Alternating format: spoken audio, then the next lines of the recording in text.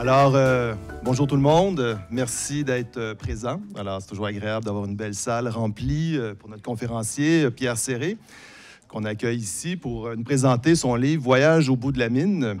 Donc, scandale, pour du scandale de la fonderie Horn. Alors, cette conférence se déroule dans le cadre des Mon Petit Entretiens. Donc, comme vous savez, vous en avez peut-être entendu parler. Donc, on organise, département GHP organise des conférences régulièrement. Il y en aura une la semaine prochaine, 2 prochaines semaines. Alors, vous êtes aussi cordialement invités. Et donc, je vous présente rapidement le déroulement de la conférence. Donc, il y aura moi et ma collègue Maude en géographie. Nous allons animer, poser des questions à notre conférencier pour rendre ça vivant et poser des questions, dans mon cas, plus politique, dans le cas de Maude, plus en géographie. Alors, donc, cette présentation, cette discussion, cet entretien sera suivi d'une période de questions d'environ 15-20 minutes. Alors, selon vos questions. Alors, préparez vos questions durant la conférence. On vous invite, c'est toujours agréable de pouvoir discuter, poser des questions. Et même à la fin de la conférence, Pierre Serré pourra aussi poursuivre les discussions avec vous. Et la conférence va se terminer par un tirage au sort. Alors, ne quittez pas, restez jusqu'à la fin. Si vous voulez un des 3 ouvrages, 3 exemplaires qu'on tire grâce au petit billet que vous avez entre les mains. Alors, gardez ça jusqu'à la fin de la conférence. Et puis, pour les autres, ceux qui n'auront pas eu la chance d'avoir un livre, bien, vous aurez un rabais à la coop pour aller vous procurer le livre. Là, vous avez 25 % de rabais. Alors, donc, les 3 exemplaires, oui, effectivement, c'est seulement pour aujourd'hui. C'est en solde pour une journée. Alors, donc, voilà. Donc, je vous souhaite une belle conférence. Et alors, je pense que je ne me suis pas présenté. Jean-Pascal Larin, sciences politiques. Maude Cournoyer-Gendron, géographie. Peut-être, Jean-Pascal, tu pourrais commencer par, en fait, démarrer. Ensuite, je prendrai le relais, puis on alternera comme ça. Voilà. Alors, on va se passer le micro pendant la conférence. Alors, quelques mots sur notre conférencier Pierre Serré. Alors, c'est quelqu'un qui vient de Rouyn-Noranda. Alors, donc, il va nous parler de cette fonderie en connaissance de cause. Donc, il a fait une vaste enquête, des entrevues. Alors, il nous en parlera tout à l'heure de les personnes qu'il a consultées, combien de personnes qu'il a rencontrées. Pierre Serré est un militant de longue date et il est très impliqué dans le milieu communautaire. Il travaille pour la défense des droits des travailleurs. Il est le porte-parole du Comité national des chômeurs et chômeuses. Donc, ça fait depuis toujours que je pense que vous êtes à la défense des travailleurs. Donc, il est aussi connu du grand public là, pour ses implications politiques. Donc, il a fait la course, la chefferie au Parti québécois. Alors, grâce à lui, le parti a pu avoir un débat d'idées intéressant, un peu plus, des débats, en tout cas, j'espère, pour en dire un mot. Et donc voilà, donc il a écrit ce livre, Voyage au bout de la nuit. Au bout de la nuit, ouais, au bout de ça, c'est Céline, c'est un clin d'œil peut-être, je ne sais pas, ce roman de Céline. Donc, Voyage au bout de la mine, qui est une incursion donc sur cette ville, compagnie minière, donc que vous allez découvrir au fil de la conférence. Donc, une compagnie qui, aujourd'hui, ça tombe bien parce que ça fait les manchettes, ça fait l'actualité. On en parle, justement, de ces taux de pollution, contamination, pas seulement l'arsenic. Donc, la compagnie, en ce moment, comme on en parlera tout à l'heure, donc, menace peut-être de fermer. En fait, on pense une stratégie de communication, menace de fermer ses portes pour justement ne pas atteindre ses cibles. Alors, donc voilà, avant peut-être de commencer, j'aimerais savoir un peu quel était vos souvenirs du cégep, votre passage au cégep à Rouyn-Noranda, à l'université. Quel genre d'étudiant vous étiez? Est-ce que étudiant modèle, en ligne droite, ou vous avez eu un parcours atypique, comme on dit aujourd'hui? Je ne sais pas atypique, mais en tout cas, j'ai fait longtemps. Hein, moi, je commence à être vieux. J'ai 65 ans dans 2 mois. Mais ça ramène aux années 70. J'avais fait en ligne, bien sûr, l'école secondaire, puis j'étais rentré au cégep à Rouyn-Noranda. J'ai fait 1 an, puis là, j'ai décroché. Et ça a été un peu pour aussi acquérir ce qu'on appelait l'indépendance financière de la famille pour avoir des prêts et bourses, parce que ça prenait 2 ans. Mais ceci dit, j'ai, pendant ces 2 années-là, voyagé.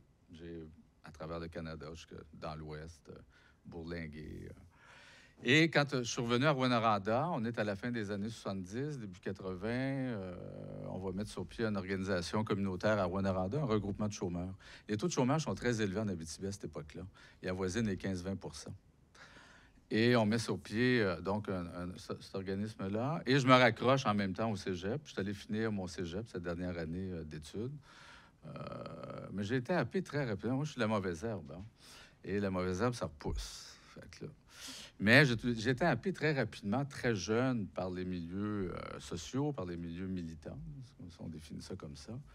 Et puis, j'ai jamais un peu décroché de ces milieux-là. Ça a été un peu le parcours que j'ai eu. À travers ça, il y a eu un peu d'études, mais je suis avant tout un autodidacte, je dois l'avouer. J'ai fait un peu d'études en histoire à l'université, jamais complété de bac. Alors, je ne suis pas un modèle d'études et en même temps, je valorise les études. Moi, j'ai 2 enfants, j'ai valorisé beaucoup les études, je les ai beaucoup soutenus pour qu'ils poursuivent les études. Mon plus vieux, à un moment donné, ça a été tough au cégep, Camilo. La première année était vraiment tough. Et il est parti au Chili parce que sa mère est chilienne. Il est revenu, on a raccroché aux études. Après ça, ça a été jusqu'à la maîtrise en sciences politiques. Et puis voilà. Et le plus jeune, lui, a fait un parcours jusqu'à l'université en littérature. Puis à un moment donné, il m'a contacté. Il m'a dit, écoute, papa, c'est pas pour moi. Je veux faire d'autres choses. Puis il y avait un projet. Puis il a réalisé son projet. Il a aujourd'hui un bike shop. Il travaille là-dedans. Puis en même temps, il est très littéraire. Mais pour moi, l'école, je jure, solennellement, j'ai toujours valorisé. Je viens pas d'un milieu... Dans ma famille, on a beaucoup valorisé, je crois, l'éducation. Moi, je l'ai beaucoup valorisé auprès de mes enfants, puis auprès de mon entourage, puis à mon travail, parce que l'éducation, c'est la culture. L'éducation, c'est le développement de son esprit critique, puis être capable de penser par soi-même, puis de faire ses recherches, puis de fouiller dans les livres, puis dans le matériel. C'est devenir citoyen. Et c'est de ça qu'on a besoin, de citoyens responsables avec un esprit critique. Peut-être que le premier ministre n'aime pas ça beaucoup, les citoyens avec un esprit critique, mais c'est de ça qu'on a besoin pour une société forte. Voilà. Donc, vous en êtes la preuve de cet esprit critique, surtout avec cet ouvrage-là qui est fort critique. Puis vous remettez en cause certaines affirmations, mais on y reviendra.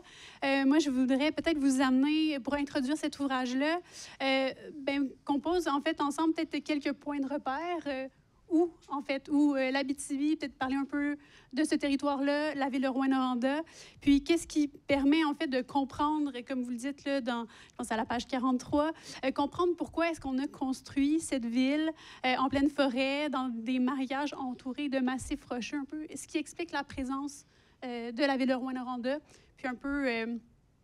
peut-être ensuite sur qui sont les acteurs en présence, l'arrivée de la mine et maintenant la fonderie. Je vais parler d'histoire, puis si vous me permettez, cadrer un peu pourquoi ce livre-là. Parce qu'avant d'être un livre, que je n'étais pas sûr de vouloir écrire, parce que je trouvais l'entreprise un petit peu fastidieuse, compliquée, puis tu rentres... le voyage au bout de la mine, le clin d'œil, c'est Deer Hunter, Voyage au bout de l'enfer. C'est un film avec Robert De Niro, puis c'est des mineurs de charbon qui s'en vont à la guerre du Vietnam dans les années 70. C'est pas le fun comme... Mais c'est Voyage au bout de l'enfer, puis rentrer dans les galeries de la fonderie Horn puis de la mine Noranda, c'est un peu le voyage au bout de l'enfer. J'étais pas sûr. Mais ce qui est venu me chercher, c'était à l'été 2022. Il y a eu ce qu'on a appelé la crise de l'arsenic. Puis avant la crise de l'arsenic qui est sortie dans les médias un peu partout, au Québec, au Canada, puis à l'international, ça a été un scandale de censure. Parce qu'en 2018, il y avait eu une étude de biosurveillance sur l'imprégnation au cadmium, au plomb, à l'arsenic chez les jeunes enfants du quartier Noranda. Puis le quartier du vieux Noranda, au quartier Notre-Dame, c'est autour de la fonderie. Et en 2019... quand ils sortent le fameux rapport, il y a un comité de suivi, puis celui qui est directeur de la santé publique à l'époque, qui est toujours sous-ministre du ministère de la Santé, Horacio Arruda, va retirer l'annexe 6 de ce rapport de biosurveillance. Un cas de censure. Pourquoi? Pourquoi il a eu peur?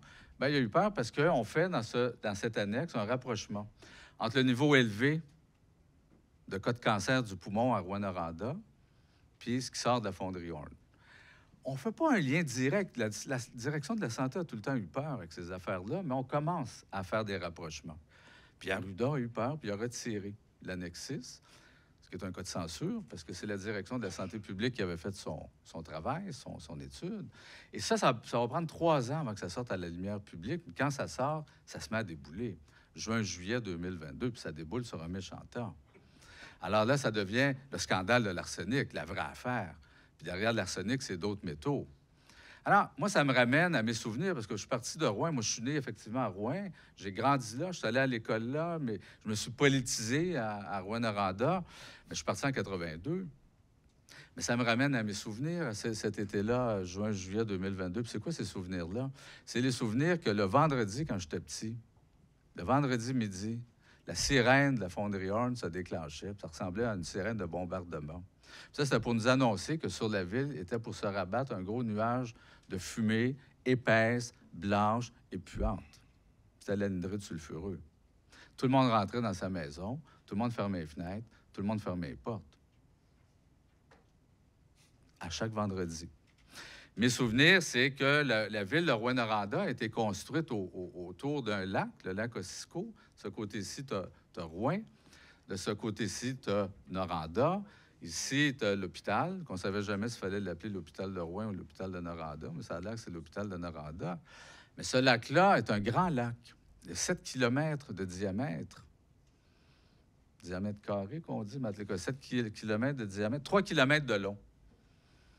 Bien, ce lac-là, je ne me suis jamais baigné dans ce lac-là. Puis j'ai jamais connu personne qui s'est baigné dans ce lac-là. Il est tellement contaminé parce qu'il a servi de fosse septique, de poubelle à la mine Noranda et à la fonderie Horn.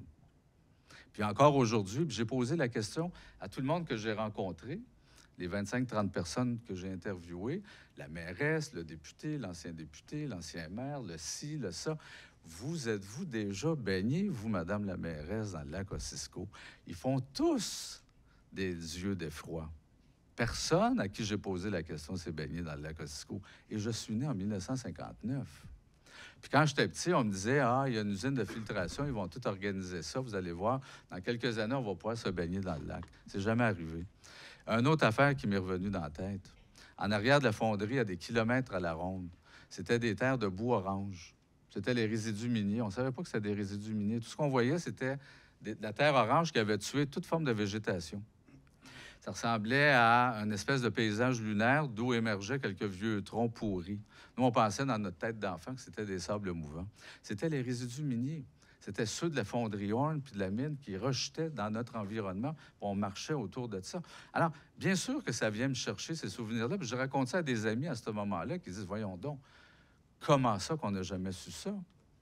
Alors, ça a été le point de départ. Et de poser des questions, c'est-à-dire, qu'est-ce qui s'est passé depuis 40 ans? Parce que les études qui démontrent la contamination à l'arsenic, au cadmium, au plomb, ont été faites à la fin des années 70 pour au début des années 80.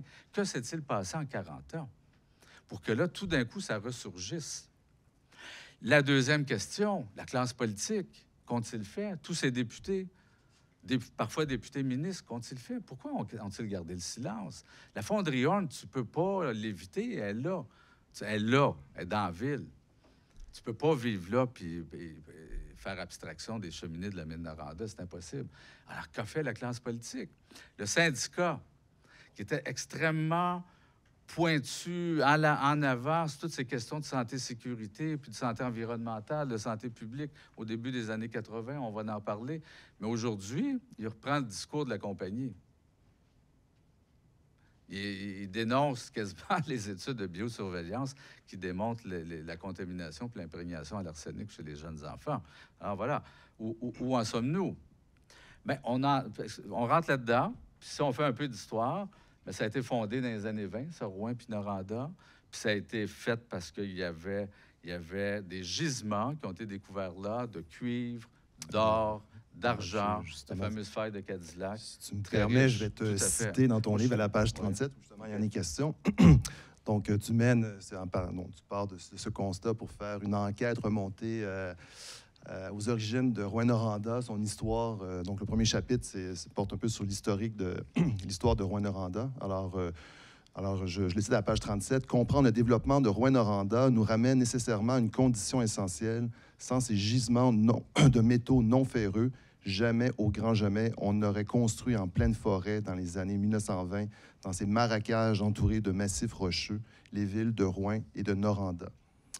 Alors, dites-nous aussi qui est le fondateur de Rouyn-Noranda et j'aimerais aussi vous entendre sur les maires, parce qu'on parle de politique, les maires qui se sont succédés, comment ils ont géré et comment ils ont été, parce que bon, j'en profite aussi pour faire une petite parenthèse, on aura ici une conférence sur la démocratie locale et quand on connaît un peu l'histoire comme il est raconté ici, l'histoire de Rouyn-Noranda, on voit que c'est le talon d'Achille de notre démocratie, hein, la démocratie municipale, et surtout dans des villes minières comme une compagnie town, comme on dit.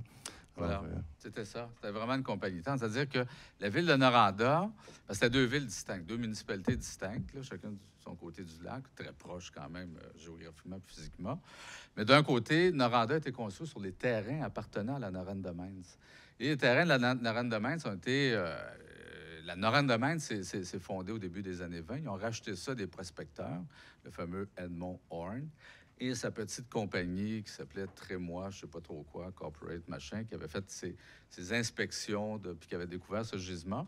Mais donc, la Noranda Mines va se fonder au début des années 20 avec des intérêts américains et avec un siège social à Toronto. Le PDG de Noranda Mines s'appelle James Murdoch. Et il va être PDG pas mal toute sa vie. Puis les dernières années, jusqu'à sa mort, il va être président du conseil d'administration. Mais c'est le premier maire de Noranda. Et il jamais, s'il y allait, il n'y allait pas longtemps. Il n'y avait pas de route à l'époque. Hein? Tu venais soit en train, pas encore en train, ça pouvait être un peu compliqué, il fallait que tu passes par l'Ontario, ou tu venais en faisant du portage en canot, puis etc. C'était ça, les premières années. Mais donc, Noranda appartient, ça a été construit par la mine Noranda. Ils vont d'ailleurs commencer là à faire du chantage en 1924.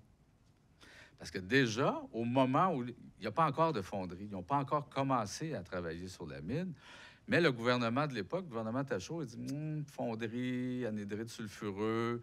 Là, ils ne pensent pas tant aux travailleurs et aux humains qu'à la végétation, comme ils disent. C'est dangereux pour la végétation. Fait qu'on aimerait ça que la fonderie, vous la placiez plus loin. Genre à 40 km à peu près de Noranda, dans un canton qui s'appelle Destar. Et les Noranda Mines, du haut de leur bureau à Toronto, ils ont dit « fuck off ». Il n'y a pas question. Nous autres, on fait ça sur le bord du lac Ossisco, sur nos terrains, sinon il n'y aura pas de fonderie puis il n'y aura pas d'exploitation de mines. Alors, bien sûr, nos bons gouvernements, qu'ont-ils fait? Bien, ils ont cédé.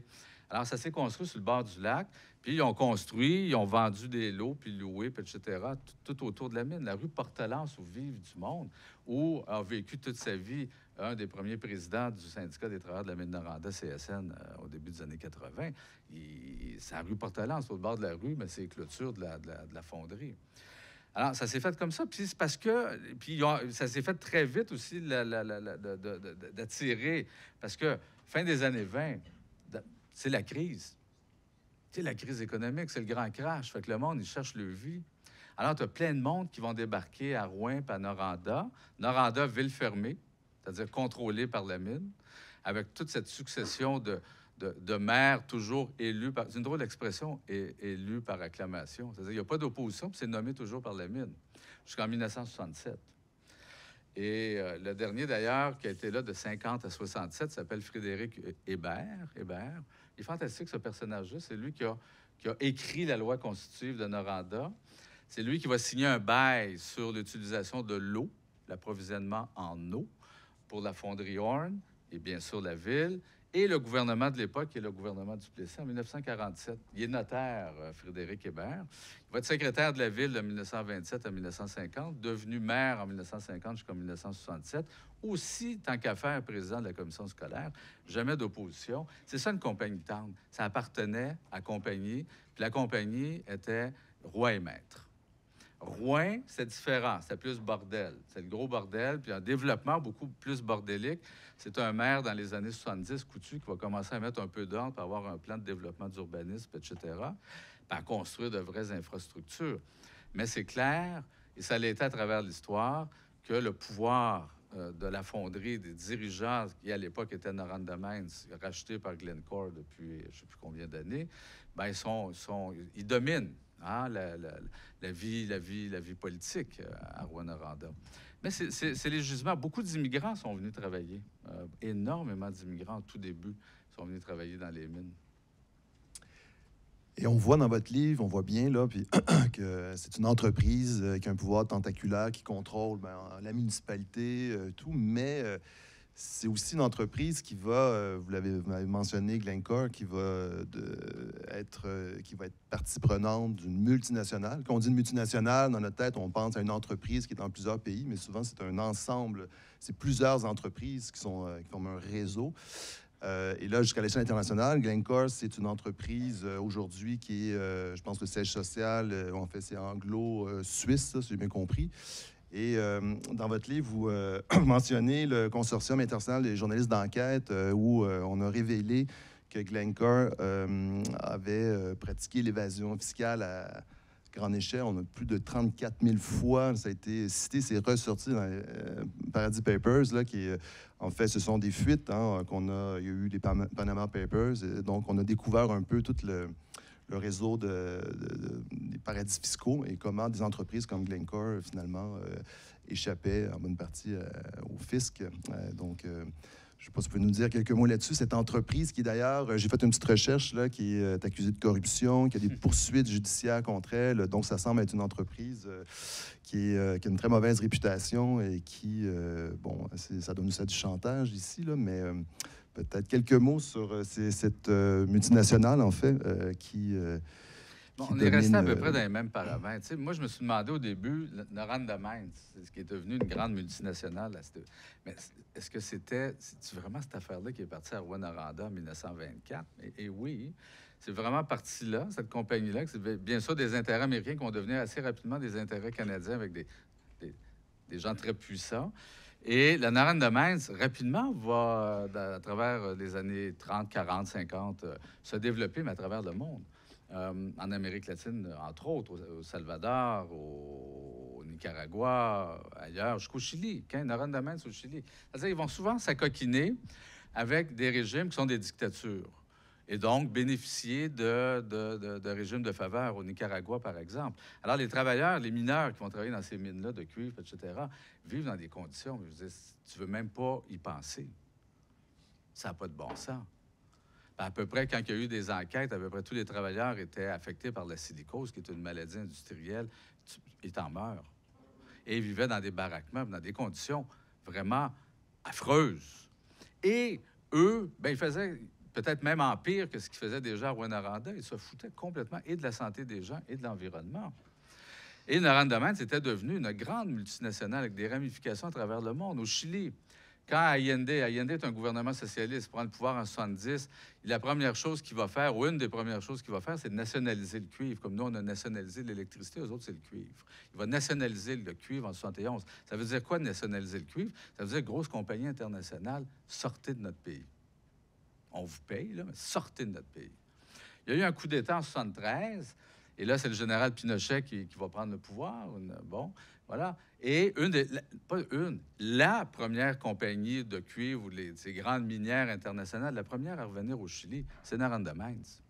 Et qui va contrôler une espèce de conglomérat, une grande compagnie entre l'État chilien, la dictature, à ce point que, mon Dieu, le général Pinochet va même les remercier dans une adresse à la nation, eux, la Banque royale, etc. C'est des gens peu fréquentables. C'est des gens qui ne cherchent qu'une chose, c'est un profit rapide pour ses actionnaires, et peu importe les conditions dans lesquelles ça va se faire, peu importe la santé des gens et l'environnement. Donc, racheté par Glencore, extratant entre les deux. Glencore, leur siège social est en Suisse, dans un paradis fiscal, dans un canton qui s'appelle, si je me souviens bien, Zug. Puis il y a même une ville qui s'appelle Zug. Et eux autres sont dans une ville qui s'appelle Bar. Mais c'est un paradis fiscal. Et donc, ces gens-là, c'est des traders. C'est des gens qui ont été reconnus, entre autres, leur fondateur, Mike Rich, pour passer par-dessus quand il y a des interdictions, par exemple, de vente d'armes ou de vente de pétrole, de ci à tel pays, etc. C'est des gens qui ne voient qu'une chose, tout ce qui peut se vendre, on va le vendre, on va aller le chercher là où il faut, puis on va le vendre là où on peut faire de l'argent. Donc, ils vont passer par-dessus d'innombrables interdits comme ceux-là, à ce point que leur fondateur, Mike Rich, est obligé de se sauver des États-Unis parce qu'il voulait le mettre en état d'arrestation, justement, pour corruption, délit d'initié, évasion fiscale, tout ce que vous voulez. La liste est longue. Poursuivi par le FBI. Hein, poursuivi. Ils ont même fait des tentatives d'enlèvement du FBI sur sa personne. Mais il y a Clinton qui l'avait gracié le dernier jour de son mandat, en quelle année, je ne sais plus trop quoi, 96. Et il a pu redevenir un bon citoyen américain parce qu'il finançait, entre autres, beaucoup le Parti démocrate. Mais c'est des gens, puis lui est mort, mais c'est d'autres gens. Donc, Glencore sont présents sur tous les continents. Ils ont la fonderie Horn. La fonderie Horn, c'est la seule fonderie de cuivre au Canada. C'est la principale installation, ce qu'ils appellent le recyclage des métaux, recyclage des métaux, en Amérique du Nord. Alors, quand on parle de recyclage, on parle de deux affaires. On parle bien sûr, parce qu'on nous fait beaucoup de culpabilisation avec ça. Il faut bien que du monde s'en occupe de ces affaires-là, puis qu'on fasse le recyclage, c'est sûr. Alors, ils font le recyclage du matériel électronique à fonderie. C'est correct, ça. Pas les conditions dans lesquelles ils le font, par exemple. Puis l'autre affaire dans laquelle ils sont très impliqués, c'est ce qui s'appelle le marché des déchets industriels contaminés et hautement contaminés. Les gars de la fonderie me racontaient que, entre autres, aujourd'hui, il est à la retraite, un ancien président. Quand ces cargaisons qui arrivent par container débarquaient de déchets industriels débarquaient à la fonderie, ils passaient des détecteurs de radioactivité. Des déchets industriels contaminés et hautement contaminés, c'est-à-dire des fois contaminés au thallium, au cyanure, au BPC, à toutes sortes d'affaires, parfois radioactifs. Ça rentre à la fonderie puis c'est brûlé là. Ils ont développé à la fonderie Horn des procédés, par exemple, de dopage à l'arsenic. Ça, c'est un autre ancien président du syndicat qui me racontait ça. Pour défaire des matières trop compactes que d'autres fonderies dans le monde n'arrivaient pas à faire. Eux avaient développé avec une ingénieure, Mme Carissimi, puis le président du syndicat, il criait encore dans sa cuisine quand il m'en parlait, tellement qu'il était en maudit après elle. Mais il dit, c'était à coup de barils qu'on jetait de l'arsenic d'un fournaise pour juste... Puis il arrivait à séparer ces roches très... Mais si je reviens aux déchets industriels, c'est parce que cet aspect-là passe toujours sous les radars. J'ai interviewé une ancienne ministre des Ressources naturelles, Martine Ouellette. Elle a été ministre des Ressources naturelles en 2012 et 2014. Elle a essayé de refaire la vieille loi des mines, puis de revoir aussi au système de redevance, c'est-à-dire ce que les minières doivent verser au gouvernement. Et me parlant de ce marché international des déchets industriels qui arrivent de partout, là, de Singapour, de Russie à l'époque, je ne sais pas s'il en arrive encore de la Russie, mais d'un peu partout dans le monde. Elle me dit, à l'intérieur de l'État québécois, puis elle me parle comme ex-ministre, il n'y a aucune expertise. Personne ne connaît rien de ce marché. C'est les grands de ce monde, les Glencore de ce monde, qui se négocient de pays à pays, puis tu me donnes, puis je te donne, puis etc., des matières hautement contaminées qui sont traitées à la fonderie Horn. Puis comme me disait Daniel Guimont, c'est un de ces deux anciens présidents, ils disent on brûlait ces affaires-là, puis il n'y avait aucun système de rétention des rejets. Il dit ça tombait directement sur la ville. Il criait dans sa cuisine quand il m'en parlait. Il dit Pierre, on a tué du monde, puis tu vas voir, dans 20 ans, ça va être encore pire, des cancers du poumon. Alors, bien sûr, il faut domestiquer ces affaires-là. Bien sûr, ça n'a pas de bon sens. Il y a un journaliste qui me posait la question à un moment donné, il dit, est-ce que c'est déjà sorti de l'Abitibi ou même de Rouyn-Noranda, ces problèmes-là? J'ai trouvé que c'était une maudite bonne question, puis là, je me suis mis à réfléchir, puis j'ai dit, je pense pas. Tu as bien raison, je pense pas. Longtemps, ça a été retenu en Abitibi-Témiscamingue. Bien sûr, Daniel Corvec, Robert Mondry, avec Richard Desjardins, il avait fait le film Noranda au début des années 80, mais essentiellement, c'est resté en Abitibi. Il a fallu, moi je pense, le courage d'une députée, qui était députée à l'époque, Émilie Dessart-Terrien, pour, le mettre sur la place publique, obliger les autorités à faire des assemblées publiques, alerter les citoyens. Et puis là, ça a pris une dimension internationale, ce scandale-là. C'est pas fini, bien sûr. Alain Deneau, qui signe la préface de votre livre, a écrit aussi sur toutes les compagnies minières canadiennes. Moi, ce qui m'avait étonné, c'est qu'on dit que les 2 tiers des entreprises minières dans le monde sont canadiennes, sont en tout cas du moins enregistrées ici. On dit du Canada que c'est la Suisse des compagnies minières, donc il y a toutes sortes de passe-droits. Puis on voit à travers votre livre que Glencore, c'est une machine à externalité. Là, donc on y va, les pollutions, on ferme les yeux, avec, semble-t-il, avec la complicité même de l'État canadien. qui protège, en fait, ces entreprises minières. Alors, c'est un petit peu... qu'on subventionne. En plus. C'est terrible. Regarde, la fonderie Horn, qui appartient à Glencore, Glencore, c'est une entreprise milliardaire. Milliardaire. Je ne sais plus combien de milliards de profits ils ont fait la dernière année. Pendant la crise sanitaire, se sont grandement enrichis parce que Glencore jouait avec... Parce que c'est pas juste des métaux, puis des mines, puis des fonderies. Déjà que là, c'est assez payant. Mais ils ont beaucoup joué pendant la crise sanitaire avec les pénuries. Alors, avec le jeu de l'offre et de la demande. Fait que là, il manquait de ci, puis il manquait de ça. Tout d'un coup, les autres en trouvaient. Mais là, ça coûtait plus cher. Ils se sont considérablement enrichis. Mais ces gens-là, à la fonderie Horn, ils viennent de se faire subventionner l'année passée à une hauteur d'à peu près 300 millions de dollars en crédit d'impôt, en crédit de cotisation. D'ailleurs, c'est assez drôle, le gouvernement du Québec les a libérés de payer la cotisation au Fonds de santé. Parce que les employeurs, on ne le sait pas ça, hein?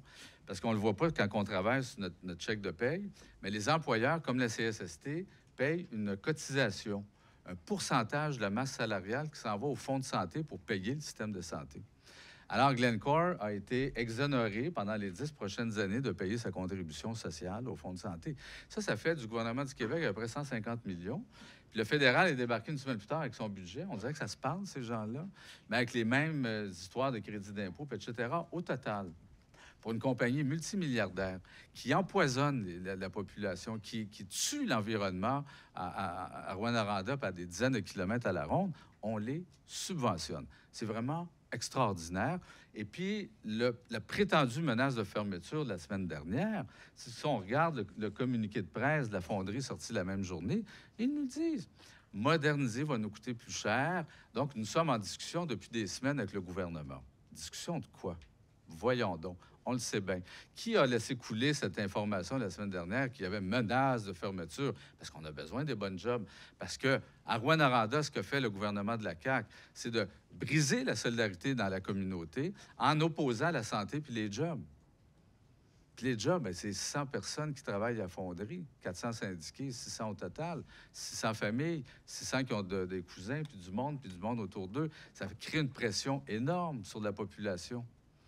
Alors voilà, c'est tordu, hein, cette histoire-là, mais il ne faut pas lâcher. Il ne faut pas lâcher la pression sur ces gens-là. Oui, mais vous montrez bien, vous avez parlé tout à l'heure du début de votre propre en fait, idée d'écrire le livre, la censure, le retrait de l'annexe 6 qui faisait le lien entre fumée et cancer. Mais en lisant le livre, on apprend que ces enjeux-là de santé publique, de santé environnementale, bien, vous dites qu'ils sont connus depuis près de 40 ans. Fait que j'aimerais ça peut-être vous entendre sur peut-être l'histoire de cette prise de conscience-là qui a été multiple. J'ai l'impression d'abord comme une prise de conscience sur la santé des travailleurs, travailleuses, ensuite sur la santé de la population de la ville, puis la santé environnementale de manière plus large, puis peut-être revenir sur le rôle des syndicats aussi dans cette prise de conscience-là, dans ces enquêtes aussi, le financement de l'opération du Mont-Sinaï, donc où des chercheurs sont venus des États-Unis pour enquêter les contaminations à Rouyn-Noranda. Puis comment peut-être est-ce que ça s'est transformé en enjeu de santé publique et de santé environnementale? Peut-être faire la trajectoire un peu de cette prise de conscience-là. C'est comme si on sait pas, on sait pas. Mais on le sait. Mais on le sait pas. Tu sais, quand je vous disais, quand j'étais jeune, tu sais, moi, c'est mes parents, puis du monde, des grandes personnes qui nous disaient, là, Kosciuszko, on vivait dedans. On le savait, puis on le savait pas. C'est comme ça. Il y a eu une prise de conscience, je dirais, à partir de la fin des années 70, particulièrement autour de cet enjeu de l'anhydride sulfureux, qu'on peut transformer puis en faire de l'acide sulfurique. Et à cause de l'anhydride sulfureux, non seulement la végétation, l'environnement puis la santé des gens est affectée, mais ça créait ce qui s'appelait ce phénomène des pluies acides à l'époque. Mais il y a eu donc prise de conscience, il y a eu beaucoup d'études à la fin des années 70. Un truc qui s'appelle le BEST, le Bureau d'études sur les substances toxiques, va sortir une étude en 1979. Le Comité permanent de l'environnement de Rouyn-Noranda en 1980, beaucoup d'études, beaucoup de rapports qui sont remis. On commence à comprendre. Puis là, la mine Noranda, pour répondre à ça, elle dit hey, on va payer une nouvelle peinture sur vos chars. Parce qu'à l'époque, l'anhydride sulfureux, ça fait des plaques de rouille, ces chars. Fait que là, on va vous payer ça, une nouvelle peinture sur vos chars. Fait que là, le monde, ils font des grosses files pour aller se faire peinturer, repeinturer le char à cause des conséquences de l'anhydride sulfureux. Sauf que, bien sûr, on est allé plus loin. Les syndicats, entre autres, est allé plus loin. Celui de la mine Noranda, parce qu'on parle de la mine Noranda comme... Puis il s'appelle toujours le syndicat des travailleurs de la mine Noranda, puis on appelle toujours la fonderie là-bas de la mine Noranda, parce qu'à l'origine, il y a eu une mine sur ce terrain-là, puis au-dessus, il y a eu la fonderie. La mine a été fermée en 1976, la fonderie est toujours là. Mais c'est un syndicat qui... c'est la CSN qui va rentrer là en 1979. Parce qu'il y a une longue histoire. C'est intéressant de constater, ce monde des puissants, les Murdoch de ce ville, de ce monde, de Noranda Mines, les Mike Ridge, etc. Il y a l'histoire du mouvement ouvrier qui est très riche aussi, en Abitibi-Témiscamingue. À Rouyn-Noranda, en 1930, au début des années 30, il y a un syndicat qui va s'organiser. Puis à l'époque, un syndicat, c'est dans la clandestinité qui s'organise. Parce qu'il n'y a pas... C'est pas légal, parce que toutes sortes d'affaires, parce que... Puis, comme c'est beaucoup des immigrants qui travaillent dans la mine, moins dans la fonderie, il y en a beaucoup dans la fonderie aussi, mais c'est surtout à la mine. Ils sont majoritairement des immigrants. Les mineurs de fond, c'est-à-dire ceux qui vont le plus creux dans la terre, là, c'est des immigrants. Des gens qui viennent de l'Europe de l'Est, c'est des Ukrainiens, c'est des Lituaniens, c'est des Polonais, c'est plus tough. Puis ils sont venus ici, au Canada, puis ils sont débarqués en Abitibi, puis il n'y a pas de route. Tu n'allais pas là en char, là. Tu allais là en train, puis sinon, tu venais, comme j'ai dit tantôt, avec du portage des canaux, puis etc. Ils venaient avec leur culture. Mais leur culture était aussi politique. C'est l'époque du socialisme en Europe, qui traverse l'Europe, qui rentre en Amérique aussi. Alors, ces gens-là arrivent avec une culture. Ils vont donc fonder un syndicat dans la clandestinité au début des années 80, qui est un syndicat communiste, affilié à une centrale syndicale communiste au Canada qui s'appelle la Ligue d'unité ouvrière. Alors, dans le bois, ces gens-là, puis ils sont organisés, c'est ce qu'un historien me racontait, ils étaient organisés en cellules, puis ils se réunissaient par nationalité ou par langue. C'est sûr que quand tu parles des Lituaniens, il n'y a pas grand monde qui te comprend, mais encore moins les Canadiens français. Fait qu'ils étaient organisés comme ça, puis quand ils ont déclenché une grève, ils l'ont appelée la grève des Fros. C'est Richard Desjardins, le premier, qui en a reparlé de ça dans une chanson, les Fros. Les Fros, c'est foreigners, c'est étrangers. C'est comme ça que nous, les Canadiens français, on qualifiait les immigrants des Fros. C'était pas beau. Mais ces gens-là vont déclencher une grève en 1934 qui va durer 10 jours, qui va être cassée dans la violence par la police, la compagnie tente, etc. Il y a du courage en maudit dans le fond du bois à aller construire un syndicat communiste et déclencher une grève. Ce jour-là, du déclenchement de la grève, il y avait 400 mineurs sur la rue Portelance avec leurs pancartes devant. Mais ils ont été cassés dans la violence, ils ont été expulsés de la région, ils ont perdu leur job, il y en a qui ont perdu leur nationalité. Puis ça a été passé dans l'oubli. Ma mère est née en 1936 à Rouyn-Noranda, puis quand je parlais de ça, elle n'était pas au courant. Elle n'était pas au courant. Puis mon grand-père a travaillé à la mine.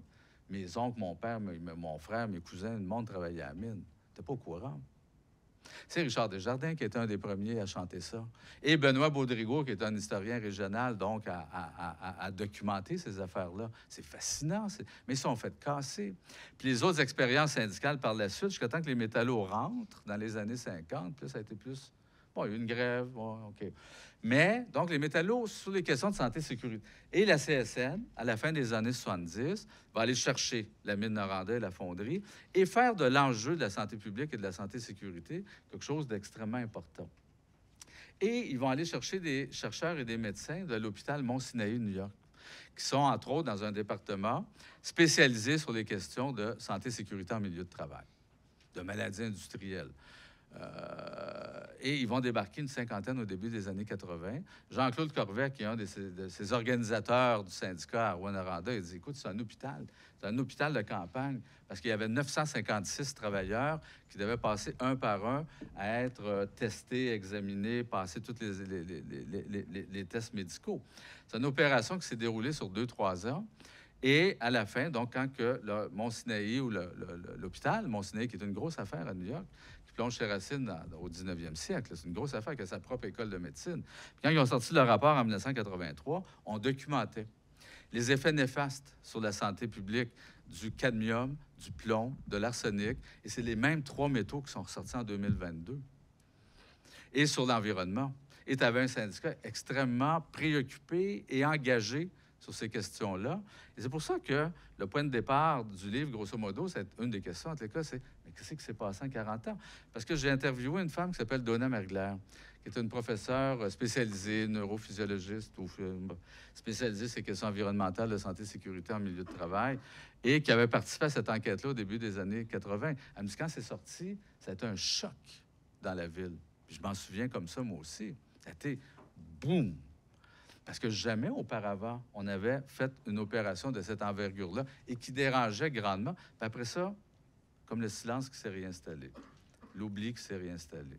C'est ce qui frappe dans votre livre, c'est ça, c'est que autant pour les syndicats, ça vient des syndicalistes qui venaient de l'extérieur, qui menaient un syndicalisme de combat, autant aussi les rapports sur la santé, la situation sanitaire, ça vient aussi de l'extérieur, de New York. Là. Puis je vous cite avec justement ces chercheurs, ces médecins là, du Mont Sinaï. Donc, il dit, quand les chercheurs du Mont Sinaï viennent enquêter sur la santé et sécurité des travailleurs de la Noranda Mines, celui qui dirige l'opération scientifique, le pneumologue Erwin Selikoff, ira survoler la ville en avion à la vue des lacs et cours d'eau pollués, ainsi que des terres contaminées par les déchets miniers qui prennent une couleur si particulière. Il se serait exclamé « Oh my God ».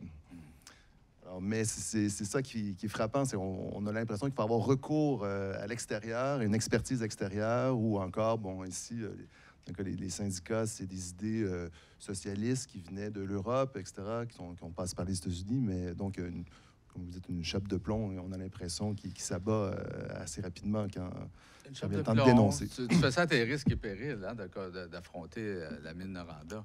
Fait que les médecins, c'est un ancien vice-président de la CSN, Roger Valois, qui me l'a dit comme ça. Il avait été conseiller syndical à l'époque en Abitibi. Il disait, les médecins n'avaient pas peur, mais ils ne voulaient pas affronter la mine. Alors, c'est pour ça qu'ils ont fait venir du monde de l'extérieur, du Mont Sinaï. Un, parce que c'est des chercheurs, ces questions-là, spécialisés sur ces questions-là. Mais c'est ce qui a fait comment dire, le coup d'éclair qui s'est abattu sur Rwanda et la prise de conscience à l'époque. Mais je dois avouer, tu sais, la mauvaise herbe, là, ça repousse tout le temps. Hein. C'est pour ça que, d'une certaine façon, on est conditionné, ou peut-être pas conditionné, c'est un grand mot, mais on porte un héritage. Autant les puissants de ce monde, ils continuent toujours, puis à leur façon, en s'adaptant aux nouvelles réalités, à dominer, puis à installer cette puissance. Autant que de l'autre côté, quand on parle du syndicat de 1934-35, quand ils ont fait la grève, puis les autres syndicats combatifs, etc., mais la mauvaise herbe, ça repousse. Puis on est aussi porteur de cet héritage-là. Alors, en 2022, quand ce scandale-là va sortir sur la place publique, les médecins, le corps médical abitibien, vont signer une lettre commune. Ils vont même mettre sur pied un groupe qui s'appelle Impact. Et ils vont signer une lettre collective pour dénoncer les politiques du gouvernement, les exemptions qu'on accorde à la fonderie pour contaminer, polluer et puis atteindre à la santé et à l'environnement. Ils vont dénoncer, ils vont dire, il n'y a pas de seuil sécuritaire avec l'arsenic. Là, chez nous, avec le 15 nanogrammes, il n'y en a pas de seuil. C'est un poison. Alors, les médecins sont levés. Puis, il y a des jeunes médecins, que moi, j'ai connus leurs parents, qui se sont levés, puis avec courage. Le directeur de la santé publique, qui était là par intérim, puis laissez-moi à mon tour de lire quelque chose de Dr Trépanier. C'est très fort. Parce que la santé publique, historiquement, là-bas, a tout le temps un petit peu, bon, complice, est-il un trop gros mot? Je ne sais pas. Mais mettons que c'était pas les plus aux barricades, on va dire ça comme ça. Il y en a un qui a été nommé par intérim en 2022, mars 2022, il s'appelle le docteur Stéphane Trépanier. Et il a fait une présentation à la direction de la santé publique de l'Abitibi-Témiscamingue, puis une présentation pour comment on appelle ça, une résolution. Mais il dit ceci. Et ça, on trouve ça en ligne, les références, on peut trouver. Il dit, les maladies que nous avons observées sont les cancers du poumon, les maladies pulmonaires obstructives chroniques, les retards de croissance intra-utérine et les bébés de petit poids depuis des décennies, et qu'une des hypothèses de ces inégalités est une exposition majeure et encore actuelle aux métaux lourds. Il sort aussi une autre donnée qui est fort intéressante que je n'ai jamais retrouvée ailleurs dans les documents de la santé publique. Il dit au total, j'arrondis les chiffres, il dit 98 % de tout l'arsenic, 90 % de tout le plomb, 43 % de tout le cadmium, 60 % de tout le nickel qui sont émis dans toute la province sont émis à Rouyn-Noranda. 98 % de tout l'arsenic qui est émis à travers le Québec, il est fait à Rouyn-Noranda. Ça, c'est le docteur Trépanier. Alors, écoute, ça prend du courage de faire ça, parce que lui s'est fait attaquer par le directeur de la santé publique, l'autre bon docteur, Luc Boileau. Il l'a attaqué à quelques jours des élections en octobre 2022. Alors, docteur Trépanier, je m'intéressais à lui. Puis l'année dernière, quand on est allé faire le lancement du livre, je me suis intéressé. Donc, il y avait quelqu'un de la santé publique qui est venu au lancement. Je dis, bon, comment va le docteur Trépanier? Ah, il dit, il n'est plus là. Ah, comment ça, il n'est plus là? Il y a eu des pressions, ils l'ont déplacé. Il dit, ah, c'est compliqué. Je dis, es-tu tombé malade? Ah, c'est compliqué. Alors, c'est bien compliqué de me dire où était rendu le docteur Trépanier, mais lui, pendant 1 an et demi de temps, il a été directeur de la santé publique, puis s'est tenu debout. C'est tenu debout face à la fonderie, puis c'est tenu debout face à ses boss à Québec. Ça, c'est assez extraordinaire. Il y a une anecdote dans votre livre à propos de l'université, des chercheurs à l'Université du Québec en Abitibi. Et la compagnie, un cadre de la compagnie se plaignait que certains chercheurs critiquaient l'entreprise directement ou indirectement. Et que, donc, il fallait, en laissant sous-entendre qu'il fallait mettre fin à ses recherches. Puis le recteur de l'université lui a répondu, s'il faut vous rembourser, dites-moi à qui je fais le chèque. Hein, oui. Je pense que c'est ça. Ça, c'est Rémi Trudel qui raconte ça. Il est recteur fondateur de l'Université du Québec en Abitibi-Témiscamingue, après ça, devenu député, mais qui raconte ça. Non, c'est clair, ils sont partout, ils financent tout. Ils financent tout. Ils ont un programme. Tu vas sur leur site, c'est comme si tu étais dans un programme gouvernemental de subvention, puis de dons, de toutes sortes d'affaires. Ils subventionnent l'éducation, ils subventionnent le sport, ils subventionnent la culture, ils subventionnent tout. Les garderies, etc. La maison de fin de vie qui s'appelle l'Envol. Ça, c'est vrai. Il y a du monde qui m'a l'a raconté, puis c'est vrai. Alors, c'est une maison de fin de vie de soins palliatifs. Alors, dans chaque chambre, des personnes qui vont recevoir les soins de fin de vie, il y a une petite plaque pour remercier la fonderie Horn avec la symbolique de l'anode. Il y a des travailleurs qui ont été atteints de la berlioz, une maladie industrielle à la fonderie, puis qui sont morts dans ces chambres-là. Chose qui ne marche pas. Sincèrement, là. Puis il y a des gens des groupes sociaux qui me disaient, écoute, sur nos conseils d'administration, je nommerai pas les secteurs, etc., il y a des gens de la fonderie, il y a des cadres de la fonderie, il y a des chercheurs de la fonderie, parce qu'il y a 200 personnes non syndiquées à la fonderie. Puis la fonderie envoie bien de ce monde-là, parce qu'il leur donne de l'argent, pour siéger sur des conseils d'administration d'OSBL. Fait que là, quand vient le temps de manifester, signer une pétition pour dénoncer les émanations puis l'arsenic qui viennent, qu'est-ce que tu penses? Les gens sont gênés, en tout cas dans ces organismes-là. Fait que là, ça crée malaise. Écoute, ils sont partout, ils sont vraiment extraordinaires. C'est, wow, que dire. Mais vous décrivez un petit peu la mainmise là, de la fonderie sur la ville de Rouyn-Noranda. Mais moi, je voudrais peut-être revenir sur, en fait, cette modernisation de la fonderie, ce nouveau recyclage des matériaux où, dans le fond, si on lit, là, vous le notez là, sur le site web de la fonderie, on note que la fonderie détient la plus faible empreinte carbone au monde pour la production de cuivre, en faisant référence à ces procédés de recyclage-là, alors que, vous l'avez soulevé, là, il y a c'est des déchets qui contiennent des terres rares, dont les émissions ne sont pas réglementées au Canada, dans le fond, qui sont brûlés à cet endroit-là. Est-ce que vous pouvez revenir peut-être un petit peu sur les différentes mesures d'acceptabilité sociale qu'on pourrait peut-être et environnementale qu'on pourrait peut-être qualifier d'éco-blanchiment aussi, c'est-à-dire de différentes mesures que la compagnie met en place pour être acceptée, appréciée? Bien, il y a une omerta sur ces affaires-là. C'est parce qu'ils sont tout le temps en train, depuis des années, de parler du projet Phoenix, puis du projet Aéris, puis du projet je ne sais pas trop quoi, puis dans 6 mois, on va vous donner les résultats, puis dans 1 an, puis vous allez voir, puis etc. On ne sait pas. Là, ils sont subventionnés depuis l'année dernière, depuis le printemps 2023, par le gouvernement du Québec et le gouvernement du Canada, pour justement ce plan de modernisation. Et ce plan de modernisation s'appelle le projet Aéris. Bon, mais on ne le sait pas. On ne sait rien. Mais ce qu'on sait, c'est qu'ils veulent des subventions. Ils veulent des subventions. Ils en ont reçu l'année dernière. On sait qu'ils exercent des pressions, comme ils en ont exercé dans les années 80 pour la construction d'une usine d'acide sulfurique, parce que le fameux anhydride sulfureux, tu peux le transformer en acide sulfurique, qui à son tour devient une marchandise que tu peux vendre, parce qu'elle rentre dans plusieurs produits de beauté entre autres, ou dans les engrais que tu vas répandre dans les champs, etc. Ça, c'est dit. Modernisation, on ne sait pas. Eux, ils font tu sais, quand ils disent, notre empreinte carbone, etc., mais c'est eux autres qui disent ça d'eux autres mêmes.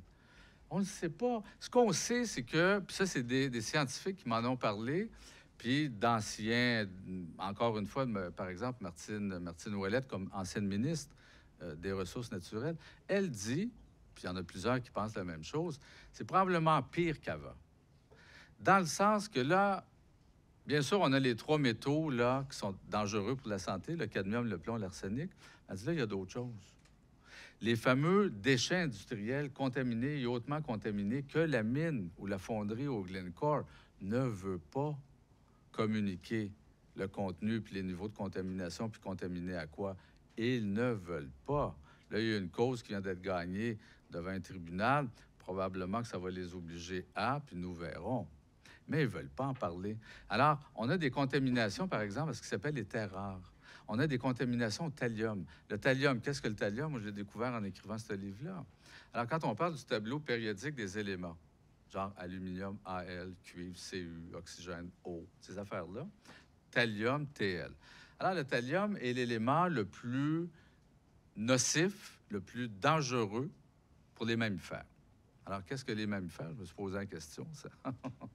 Alors, c'est nous aussi. C'est les grands animaux, puis c'est nous, les humains. Alors, les lacs autour de Rouyn-Noranda, entre autres le lac Ossisco, sont contaminés au thallium. Le thallium a une propriété qui s'apparente au cyanure. La dose létale pour un humain, c'est 1 gramme. Alors, petit conseil, ne touchez pas au thallium et n'allez pas vous baigner dans le lac Ossisco. N'avalez pas d'eau à l'école du lac Ossisco. Mais contaminé au thallium, contaminé aux terres rares. Il y a des chercheurs qui, eux, ils retrouvaient de ce thallium dans le lichen, à des dizaines de kilomètres à la ronde. Ils étaient surpris parce que le lichen agit comme une espèce d'éponge sur ce qui se promène dans l'air. Et le lichen, lui, absorbe ces affaires-là. Et donc, ces chercheurs ont retrouvé à des dizaines de kilomètres à la ronde une contamination au thallium. Et aux terres rares, parce que là, on est avec ces histoires de batteries, etc. C'est correct de se mettre aux batteries. Mais on peut-tu le faire de façon intelligente? On peut-tu réfléchir au genre de développement qu'on veut? On peut-tu prendre notre temps? Quand on parle des terres rares, les terres rares, là, quand on va les extraire, on a besoin de nombreux solvants puis d'acides forts et de beaucoup d'eau. Puis ça rejette beaucoup de contaminants de résidus. On peut-tu travailler de façon intelligente au lieu de tout le temps être à course? Parce que le développement minier, c'est ça. Puis le développement minier se fait tout le temps loin. Il se fait sur la Côte-Nord, il se fait en Abitibi-Témiscamingue, il se faisait en Gaspésie, il se fait dans le Grand Nord. Il y a 500 sites miniers abandonnés, hautement contaminés en ce moment dans le Grand Nord. Ça, c'est répertorié, là. Qui chiale? C'est les Inuits, les communautés Inuits. Qui les entend? Absolument personne. Alors, comme me disait un ancien maire, celui de cette île, parce que lui a été confronté à ces affaires-là, de les mines d'uranium, puis la mine d'apatite en pleine ville, avec tous les débats déchirants que ça cause. Ils débarquent. Parce que nous, on connaît des taux de chômage qui sont élevés. Ces gens-là débarquent, puis ils promettent des jobs par web, etc. Mais qu'est-ce qu'ils veulent? Ils veulent un profit à haut rendement et rapide. Alors, est-ce qu'on peut juste normer? Est-ce que l'État pourrait mettre ses culottes, puis normer un peu plus cette industrie minière, puis dire peut-être que votre marge de profit va être un peu moindre, mais peut-être qu'on va participer à sauver ce qui nous reste de monde. Mais ça se fait pas. Et encore faut-il aussi dévoiler justement ces pollutions, s'opposer, critiquer. Puis quand ça arrive, ben, on voit qu'il y a des stratégies pour étouffer l'affaire. Et là, j'aimerais ça que vous me parliez de la dernière campagne électorale à Rouyn-Noranda, parce que dans votre livre, vous dites que vous avez rencontré Émilise Lessard-Terrien de Québec solidaire qui... on apprend que finalement, il y a une coalition, on s'est mobilisé, la compagnie s'est mobilisée, toutes ses ressources pour s'opposer à sa candidature. Donc, elle a été battue aux dernières élections. Alors, peut-être, j'aimerais ça vous entendre sur le rôle que joue aussi le gouvernement du Québec là-dedans, dans cette campagne électorale, puis comment, ce que vous avez appelé, je peux vous citer ici, là, comment vous appelez la wedge politique, la politique de la division. Alors, vous dites, il est particulièrement préoccupant de constater que celui qui incarne la plus haute fonction au sein de l'appareil politique et gouvernemental puisse, comme il l'a fait lors des élections, s'en remettre aux citoyens de Rouyn-Noranda pour déterminer le sort de la fonderie Horn. Comment qualifier de cette stratégie politique de François Legault? Wedge politics. Donc ici... on met au pied du mur les citoyens, on dit ben, c'est des jobs où on ferme l'usine. Donc, c'est un peu la stratégie. Ils ont vraiment mis le paquet en plus de ça. Mais historiquement, à peu près tous les gouvernements qui se sont succédés depuis la fondation de Rouyn-Noranda puis la Noranda Mines, on part du gouvernement de Taschereau qui était libéral à l'époque, on se promène avec Duplessis, etc. Ces grandes compagnies, ces grandes minières ont toujours été derrière les portes, dans l'antichambre de ces gouvernements-là, à peu près tout le temps. Alors, ce qu'a fait Legault en 2022 aux élections, il a fait de fausses consultations, parce qu'il y avait vraiment une mobilisation. Il y avait, tu sais, c'est l'opinion québécoise, c'est l'opinion internationale. Il y avait des articles dans le journal Le Monde, dans la télévision française, partout dans le monde. On s'est intéressé à cette bébite à Rouyn-Noranda, qui est la fonderie Horn, puis au danger que cette fonderie représentait pour la population. Puis, donc, ça a exercé une pression extraordinaire. D'autant plus sur le gouvernement que ce comté-là, parce que, tu sais, Québec solidaire, c'est Montréal, semble-t-il, mais Rouyn-Noranda a voté Québec solidaire. Pour une jeune députée, Émilise Lessard-Terrien, puis moi, je le dis en toute franchise, parce que je ne suis pas membre de Québec solidaire, puis je ne suis pas militant de Québec solidaire. Moi, je suis autonome. On se comprend? Mais ce que j'ai vu, c'est vraiment quelqu'un qui se tenait debout, qui était sincère, qui était transparente, puis qui avait le cœur en avant. Il n'y a pas un seul député dans toute l'histoire de Rouyn-Noranda qui a osé confronter la fonderie. Puis comme me dit Rémi Trudel, qui a été 14 ans député et ministre, entre autres, de la Santé, ça lui a coûté son siège. Parce que toutes les forces historiques, les mêmes qu'à l'époque de la grève des Fraux, avec la mine, puis les municipaux, puis le pouvoir à Québec, puis les médias régionaux, ils se sont tous organisés. Ils se sont tous ligués. Ils sont même allés chercher l'ancien député libéral pour être candidat de la CAQ. Ils se sont tous ligués pour le faire tomber. La grande différence qui est malheureuse à mes yeux cette fois-ci, c'est que même le président du syndicat de la mine Noranda a joué ce jeu-là. Il a valsé avec Legault.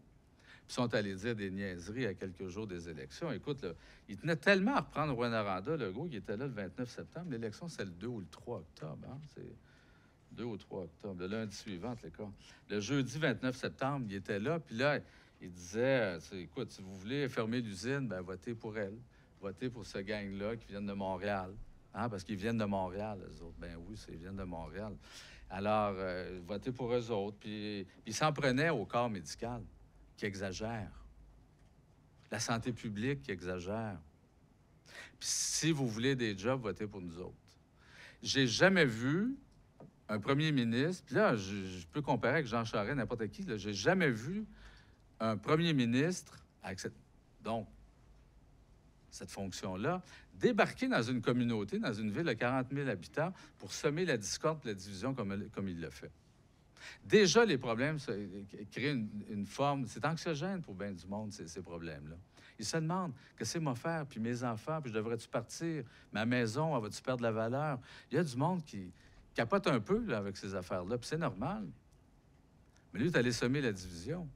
Puis son super Luc Boileau, ministre, pas de ministre, mais directeur de la santé publique, le lendemain, il répétait les mêmes âneries. Puis il s'en prenait à la santé publique. Hein, la santé publique exagère, les médecins qui exagèrent, puis il dit le 15 c'est acceptable. Puis... Eh mon Dieu! En tout cas, ils ont fait tomber. Il faut dire que le 15, c'est 5 fois plus élevé que la norme, nationale québécoise. Ouais. Ils ont fait ça, ils ont réussi. Québec solidaire a maintenu son vote, mais ils ont vraiment ligué tout autour de cette candidature du gars qui s'appelle Daniel Bernard. Daniel Bernard, il est président du comité des grands disparus. C'est-à-dire, tu le vois jamais. C'est un ancien lobbyiste de l'industrie minière. Puis quand il a été élu, il était encore inscrit au registre des lobbyistes de l'industrie minière. C'est extraordinaire. Quand il était député libéral, c'était un des principaux défenseurs du plan Nord. Tu sais, l'industrie minière qui part dans le Nord, puis ah ouais, on va avoir du fun. Mais c'est cette gang-là qui est là. Mais la population reste mobilisée. Moi, quand je suis allé l'année dernière, c'est à l'automne, une semaine avant, il y avait eu une grande manifestation pour dénoncer les émanations toxiques. Il y était 1000 personnes. 1000 personnes toujours mobilisées. Alors voilà, moi, je pense que les gens sont conscients. C'est pas une lutte facile. Moi, mon chapeau à ces gens-là, des groupes sociaux, puis ceux qui continuent à dénoncer, puis à se battre, puis à être sur le terrain. Parce que les petites villes, c'est pas facile, hein? Tu vas faire ton épicerie aux mêmes places qu'eux autres, puis tu vas dans les mêmes bars qu'eux autres, puis tu vas, etc. Tu les croises partout. Fait que quand ils décident d'exercer une pression sur toi, tu la sens. Mais bon, mais vraiment, là, mon chapeau, c'est vraiment des gens extrêmement courageux qui mènent ce combat-là en ce moment là-bas. Là, il y a une réaction à ça quand même, c'est que le gouvernement a proposé un plan d'intervention. On parle même de raser un quartier entier là, de Notre-Dame. Alors, qu'est-ce que tu penses de ce plan? Parce qu'on dit, par ailleurs, on a mentionné que la pollution, la contamination, elle va bien au-delà de ce quartier Notre-Dame. Je pense que Martin Frigon a appelé ça Notre-Dame de l'arsenic. Donc, il y avait un taux de contamination très élevée, mais ça va au-delà. Et là, on n'a pas consulté la population. Les gens apprennent sur le fait que on va raser leur maison, qu'on va les délocaliser. Alors, c'est encore une fois... Oui, puis dans un grand bordel. Quand ça a été annoncé le 15 ou 16 mars, aucune annonce préalable. C'est sûr qu'au conseil municipal, ils le savaient, même s'ils disent on l'a su, genre, il y a quelques jours, impossible. Ils le savaient d'avance. Mais ils ont commencé à communiquer l'information à partir de cette conférence de presse du gouvernement du Québec qui venait placer la fameuse autorisation ministérielle. Autorisation ministérielle qui reste une autorisation à continuer à polluer plus que les normes. C'est ça, une autorisation. Puis c'est pas juste dans Noranda-Main, il y en a je ne sais plus combien à travers le Québec. Par exemple, Rio Tinto, Arvida, puis d'autres. Alors, ils sont allés annoncer ça, puis le plan d'action. Le plan d'action, la délocalisation. On veut raser effectivement une partie du vieux Noranda, 82 maisons, 200 ménages, qui va de telle rue à telle rue, puis qui descend à partir de la rue Portelance en face de la fonderie, puis qui descend à peu près jusqu'à la rue Carter. On veut raser ça. Ils sont extraordinaires parce que, qu'est-ce qu'ils font? Ils s'en prennent à ceux qui sont victimes de cette contamination, puis ils disent, c'est comme si, le problème, c'est vous autres, fait qu'on va vous déplacer. Puis là, ils sont supposés d'avoir une construction d'un nouveau quartier, puis etc. Puis là, on apprend cette journée-là que non, c'est plus compliqué que ça. Puis là, la mairesse est dans tous ses états, puis elle ne sait plus de quel côté regarder, puis organiser ses affaires. En ce moment, ils sont mobilisés, ces gens-là. Ils tiennent des assemblées publiques, ils se tiennent. Il y a beaucoup de résistance, mais écoute, puis la ville, la super ville. Le 16 mars, c'est l'autorisation ministérielle, ça me revient. C'est vraiment le 16 mars. Le budget du Québec avec les subventions, 5 jours plus tard, le 21 mars. Le budget fédéral avec des subventions, le 28 mars. Et quelques jours plus tard, la Ville a sorti un document, tout léché, tout beau, qui s'appelle, la nouvelle autorisation, plan d'action gouvernementale, questions et réponses. Fait que là, dans les questions et réponses, ils donnent des rôles à tout le monde. Fait que là, il y a une page, le rôle de la Ville. Il y a le rôle du ministère des Affaires municipales, il y a le rôle de la direction de la santé publique, il y a le rôle de Glencore. Puis quand on parle des citoyens, là, on s'en va à la dernière page. Puis là, les citoyens, soutien psychosocial offert aux citoyens. Fait que là, ils disent aux citoyens, même si mon quotidien est bouleversé, il est primordial de prendre soin de soi, etc. Puis ils donnent des conseils. Fait qu'ils disent, tu peux faire quoi? Tu peux parler avec mes proches et mes amis, manger à des heures régulières, éviter de prendre de l'alcool et de la drogue. Et la meilleure, respirer calmement et profondément. Bonne. Tu sais, l'air est pur ici, là, c'est le fun. Mais ils font ça. Et ça sort quelques jours après que le gouvernement ait déboulé à Rwanda avec ses autorisations, puis ses plans, puis etc. Je veux dire, t'es dans de la gamique qui est même pas subtile. Sérieux, c'est même pas subtil. Alors, c'est sûr que quand sort en manchette la semaine dernière que la fonderie menace de fermeture parce que sa modernisation va coûter plus cher, là, la mairesse, elle ne sait plus où donner de la tête. Elle va dans le bulletin de nouvelles. Elle ne sait plus où... Puis là, elle pensait qu'elle avait un deal, puis là, les autres, ils remettent en question le deal. En fait, ils vont rester là. Il n'y en a pas de problème. Tout ce qu'ils sont en train de marchander, comme ils l'ont toujours fait dans l'histoire, c'est plus de subventions. Pourquoi? Parce que la filière batterie, elle a besoin du cuivre, puis elle a besoin du zinc. Puis c'est qui produit ça? Bien, c'est la fonderie Horn. Fait qu'il n'y en a pas de problème. C'est sûr que ça va rester. Ils sont juste en train de marchander. Puis le gouvernement, lui, il n'y en a pas de problème. Il a donné des milliards. Des milliards à l'autre, la start-up qui arrive de Suède, qui est supposée être le super modèle de l'économie moderne, ou donner des subventions à GM qui s'est installé à je ne sais plus dans quelle place. Donner des subventions à GM. Notre gouvernement donne des centaines de millions de dollars à GM. J'aurais jamais pensé que ça pourrait être aussi grossier que cela. Mais voilà. Alors, tout ça pour dire qu'ils sont en train... Non, c'est mal réfléchi, c'est mal organisé, ça n'a pas de bon sens. Puis il y a moyen de normer, il y a moyen de s'attarder à des plans de développement. C'est Donna Mergler, cette personne qui est aujourd'hui professeure, donc à la retraite, mais qui me disait, puis elle a raison, on doit... Si on veut avoir un peu d'espoir, il faut penser à n'importe quoi de développement en fonction d'un développement écosystémique. Pense à tes affaires, man. Pense à ton affaire sur le plan de la santé puis sur le plan de l'environnement. Arrête de penser juste à tes hosties de profit. Pense au développement humain. Bien sûr qu'on a besoin de mines, puis de ci, puis de ça. Pense aux communautés. Pense au monde. Pense à la Terre. Ça se fait, ces affaires-là. Bon. Mais c'était exactement là où je voulais vous amener, parce que dans le chapitre numéro 11, vous parlez de notre rapport colonialiste aux régions. Vous parlez qu'un des objectifs de l'ouvrage, c'était d'expliquer comment les régions se font déposséder de leurs ressources. Mais là, avec les exemples que vous avez nommés dans l'actualité, on peut penser... peut-être à l'usine de batterie de Nordvolt notamment. C'est aussi pas seulement les régions qui se font déposséder de leurs ressources, mais dans le fond, les communautés qui se font déposséder de l'avenir de leur territoire, hein, de cette incapacité-là d'agir sur le devenir du territoire. Parce que vous parlez aussi de cette dépossession du territoire, mais aussi de différentes histoires de développement sauvage. Puis il y a plusieurs parallèles qui sont faits entre différents méga-projets dans différentes régions du Québec. Est-ce que vous pouvez un peu... nous expliquer un peu c'est quoi pour vous cette dépossession-là du territoire, dépossession des régions de leurs ressources, puis cette vision de développement qui sera un développement sauvage versus une autre vision du développement que vous proposez dans votre livre? Tu vois, Alain Deneau, dans la préface qu'il a écrit, il décrit très bien, il dit on pourrait parler de minéralo-État comme on parle ailleurs de pétro-État. C'est-à-dire que l'organisation de l'État et du développement économique est faite beaucoup autour d'une industrie. Ici, les métaux. Les métaux, entre autres, non ferreux. Ceux qu'on retrouve dans la faille de Cadillac en Abitibi-Témiscamingue ou en Gaspésie ou ailleurs.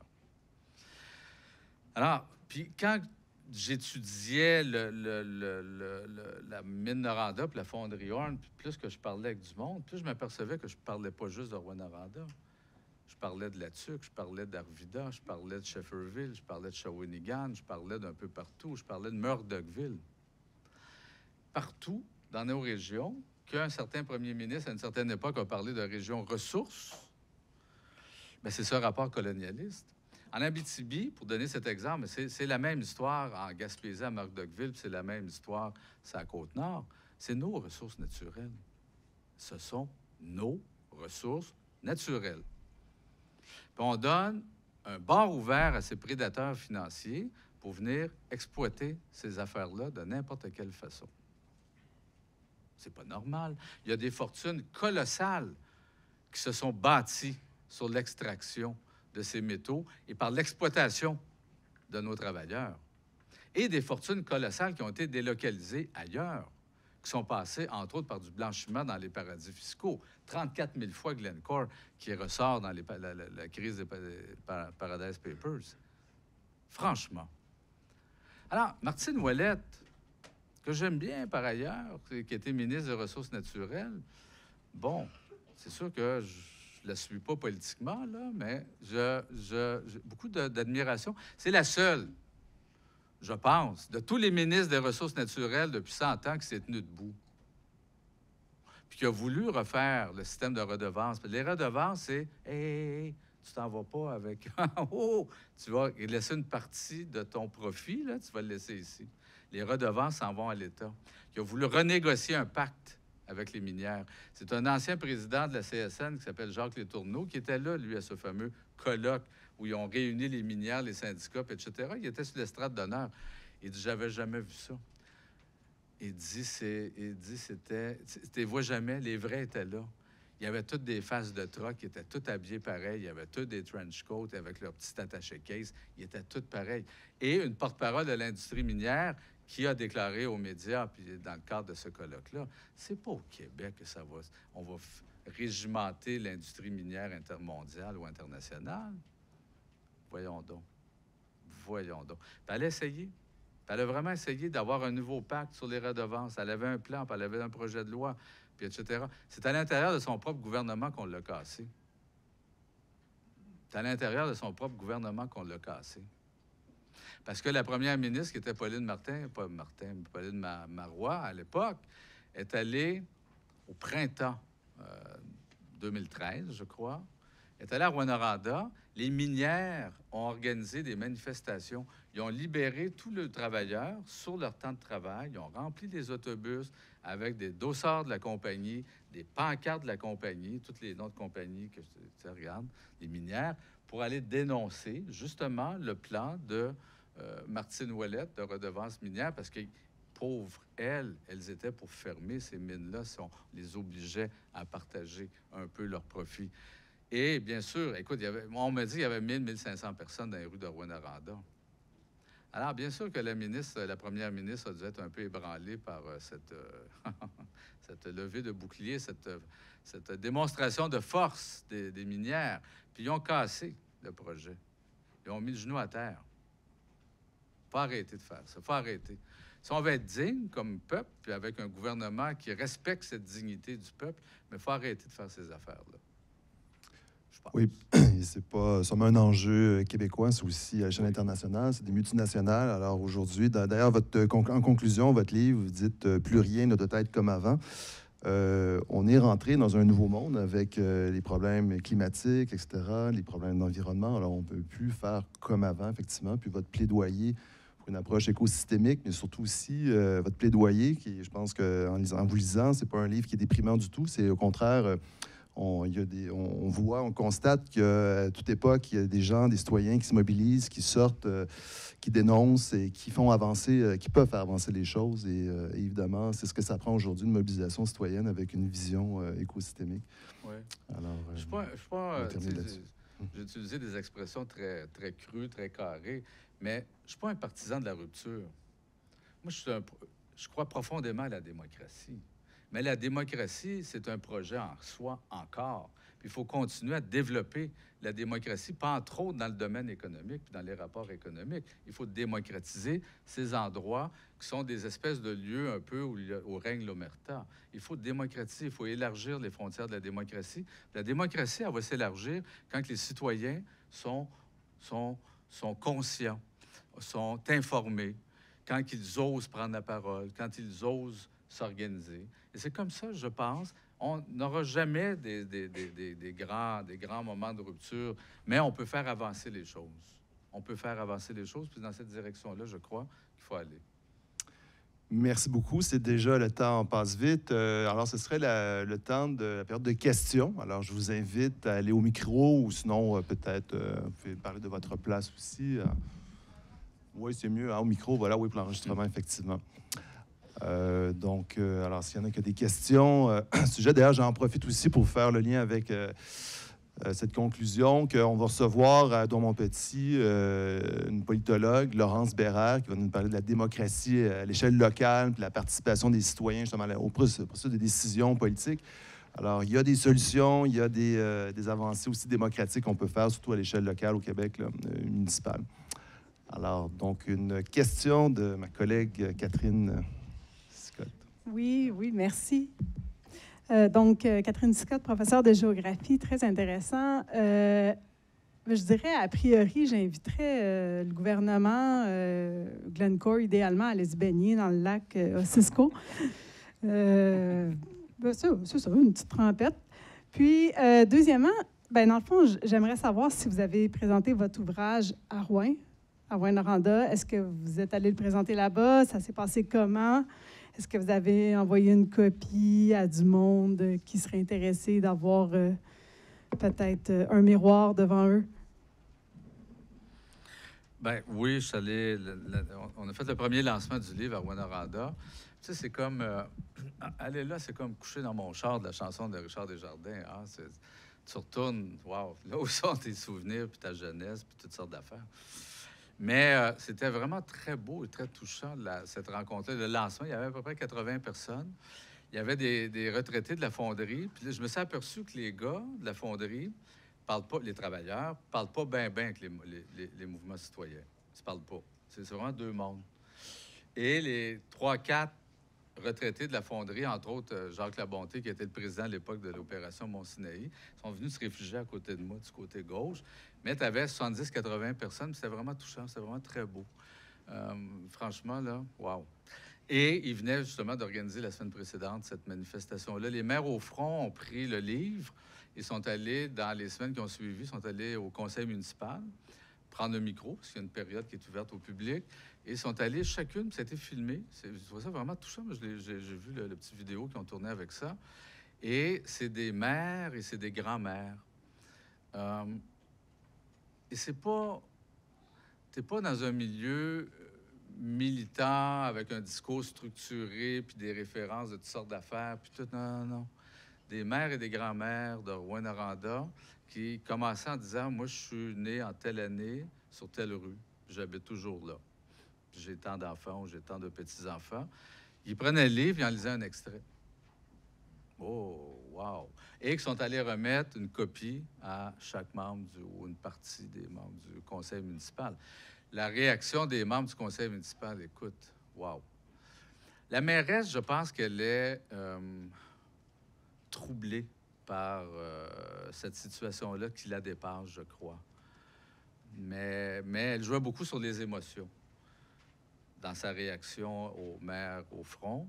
Alors que tu avais certains conseillers municipaux qui étaient vraiment « Wow, là, retourne dans ta pharmacie ou dans ton dépanneur. » Tu sais pas de quoi tu parles. C'est-tu qu'une chose épatante de Rouyn-Noranda, le lac Ossisco que j'ai évoqué, il est toujours utilisé par la fonderie Horn. C'est ça que j'ai appris quand j'étais là, quand je faisais mon enquête. Ils ont ils ont divisé le lac en 3 sections, qui est séparé par des digues, et 2 de ces 3 parties-là sont toujours utilisées en ce moment par la fonderie à des fins industrielles, à des procédés industriels de polissage et de décantation. Ça fait propre, ça fait décanter, on dirait quasiment la bouteille de vin sur la table, ça fait beau. Mais c'est toujours utilisé, le lac est toujours... Je ne sais pas qui leur donne ces autorisations-là, personne n'a été capable de me dire. Mais non, les gens sont mobilisés là-bas, puis wow, c'est... Et ce livre-là, j'ai compris là que ça pouvait être une contribution, ça pouvait servir à quelque chose. Ben, tant mieux, parce que c'était ça l'idée. Merci. On parle de scandale. À quelle part on se dit, est-ce que c'est vraiment un scandale quand on est tous au courant, puis il n'y a rien qui se fait? Le scandale, c'est un petit peu... je dirais peut-être les paliers gouvernementaux, puis tout le monde qui se met derrière Glencore, puis... en tout cas, merci. Merci.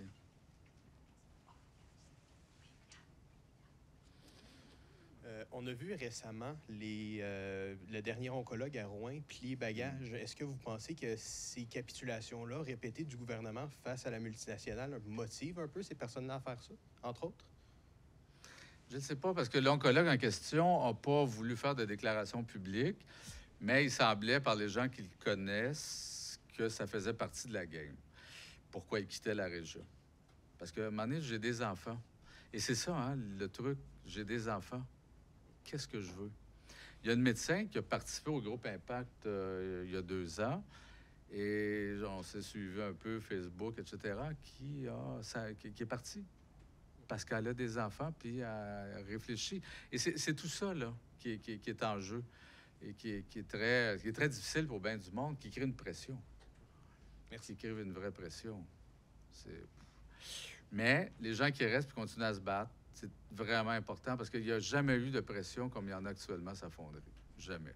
Il n'y a jamais eu autant de conscientisation.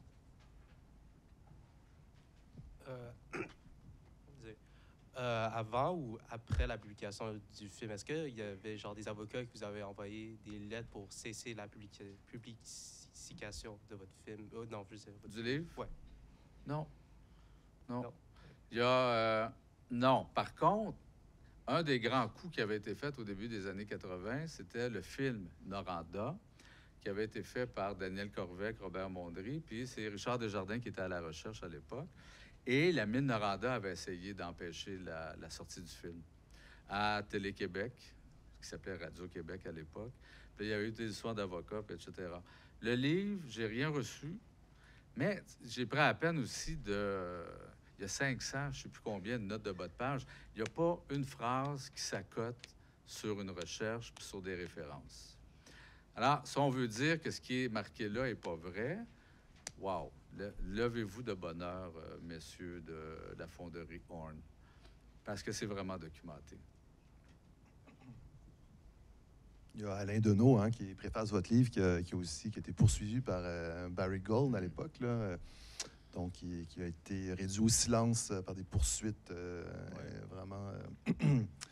alors des firmes d'avocats qui étirent le procès pour justement que ça serait gare court. D'ailleurs, ce qu'il appelle au registraire des entreprises, Glencore Canada, puis tout le monde peut aller au registraire des entreprises. Toutes les compagnies OSBL, compagnies privées, n'importe quoi, doivent être inscrites, là, doivent être constituées bien inscrites. Au registraire des entreprises, allez-y, Glencore.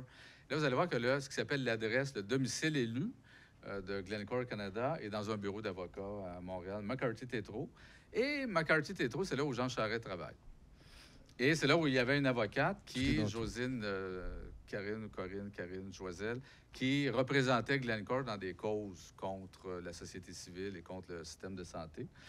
Et Maître Joiselle était aussi, à cette époque-là, présidente de Recyc Québec, qui est un organisme gouvernemental, Recyc Québec, le recyclage, qui est directement sous la juridiction du ministre de l'Environnement, au même titre que le BAP. Et avait été nommée là par le gouvernement libéral, renommée par le gouvernement de la CAQ, et était présidente du conseil d'administration. Et en même temps, elle représentait Glencore de son bureau d'avocat McCarthy-Tétrault, qui est vraiment dans la grosse gamique et l'adresse officielle de Glencore. C'est fantastique. Il n'y a pas juste l'économie qui est circulaire. Je dirais qu'il y a aussi le monde des petits amis est très circulaire. Il y a aussi. des portes tournantes. Il y a des portes tournantes. Mais elle n'est plus présidente du conseil. On ne sait plus ce qu'elle est rendue. Il y a sûrement de la relève. Il y a de la relève, oui. Est-ce qu'une dernière question, peut-être? Sinon, pas d'autres questions. Alors, un grand merci pour cette belle conférence intéressante. Alors, on applaudit chaudement.